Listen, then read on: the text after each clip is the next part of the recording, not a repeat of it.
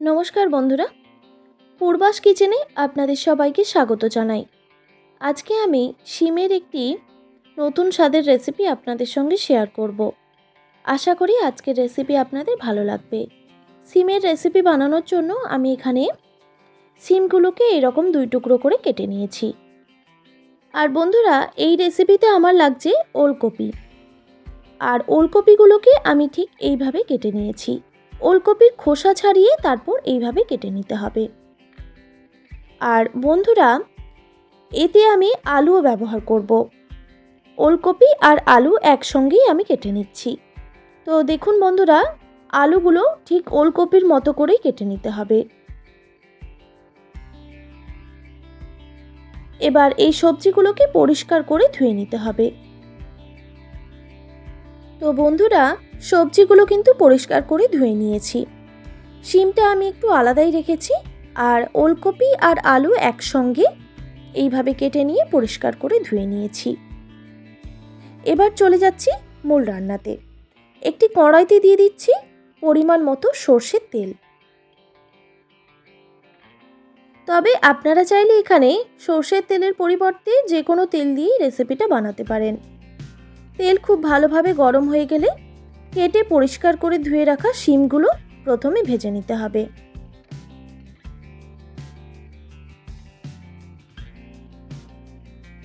এরপর স্বাদ মতো নুন দিয়ে দিতে হবে।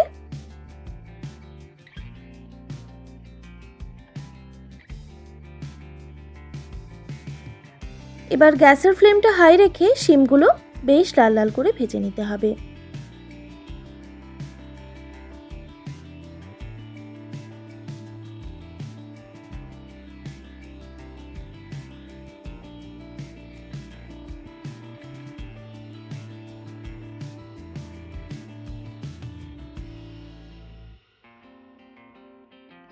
বেশ কিছুক্ষণ সময় নিয়ে শিমগুলো কিন্তু খুব ভালোভাবে ভাজা হয়ে গেছে। এবার তুলে নিচ্ছি। তারপর ওই কড়াইতেই আবারও কিছুটা পরিমাণ সর্ষের তেল অ্যাড করছি।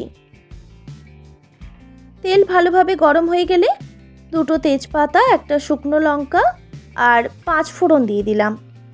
প্রায় 1 টেবিল চামচ পরিমাণে 5 ফোড়ন অ্যাড করেছি।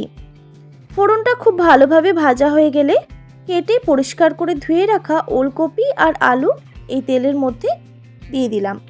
এবার স্বাদ মতো নুন দিয়ে দিচ্ছি। এবার ওলকপি আর আলু একসঙ্গে ভেজে নিতে হবে।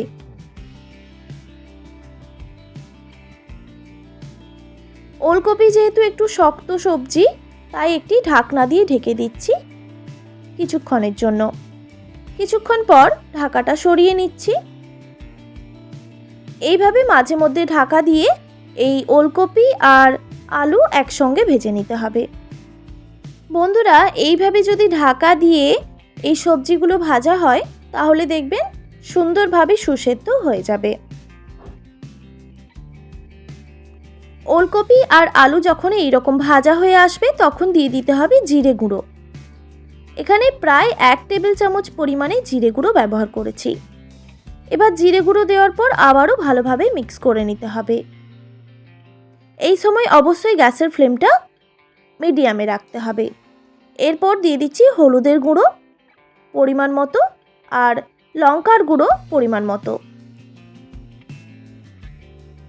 তবে বন্ধুরা, ঝালটা আপনারা অবশ্যই কম বেশি করে নিতে পারেন।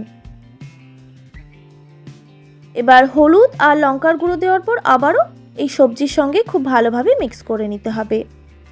এরপর ভেজে রাখা শিমগুলো এখানে অ্যাড করে দিলাম। তারপর আবারও খুব ভালোভাবে সবজিগুলো মিক্স করে নিচ্ছি।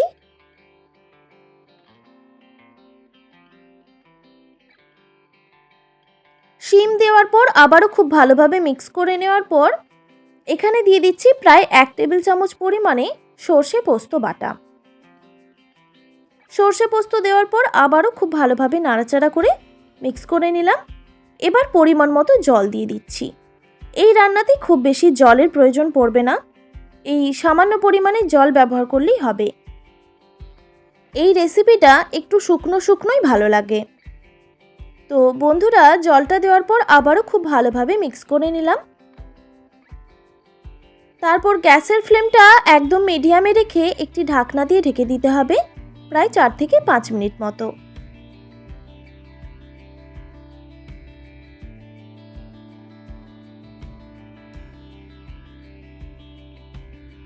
পাঁচ মিনিট পর ঢাকাটা সরিয়ে দিচ্ছি।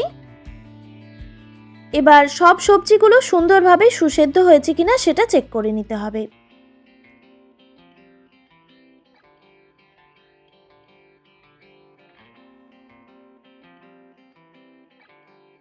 তো দেখতেই পাচ্ছেন বন্ধুরা, সব সবজিগুলোই কিন্তু সুন্দরভাবে সুসেদ্ধ হয়ে গেছে। এবার এই রেসিপিতে যে জলটা রয়েছে সেই জলটা পুরোপুরিভাবে শুকনো করে নিতে হবে, তাই গ্যাসের ফ্লেমটা হাই করে দিয়েছি। তো দেখতেই পেলেন বন্ধুরা, কত সহজে তৈরি হয়ে গেল শিমের একটি নতুন স্বাদের রেসিপি। এই রেসিপিটা রুটি, ভাত, পরোটা সব কিছুর সঙ্গেই অসাধারণ লাগে। আশা করি আজকের রেসিপি আপনাদের ভালো লেগেছে। আর ভালো লেগে থাকলে অবশ্যই একটি like, comment, share and subscribe করে দেবেন। আর পাশে থাকা বেল আইকনটিও প্রেস করে দেবেন, তাহলে নিত্য নতুন রান্নার ভিডিওগুলি আপনাদের কাছে পৌঁছবে। ভালো থাকবেন, সুস্থ থাকবেন। দেখা হচ্ছে নতুন কোনো রেসিপি নিয়ে। আর এতক্ষণ আমার সঙ্গে থাকার জন্য আপনাদের সবাইকে অনেক ধন্যবাদ।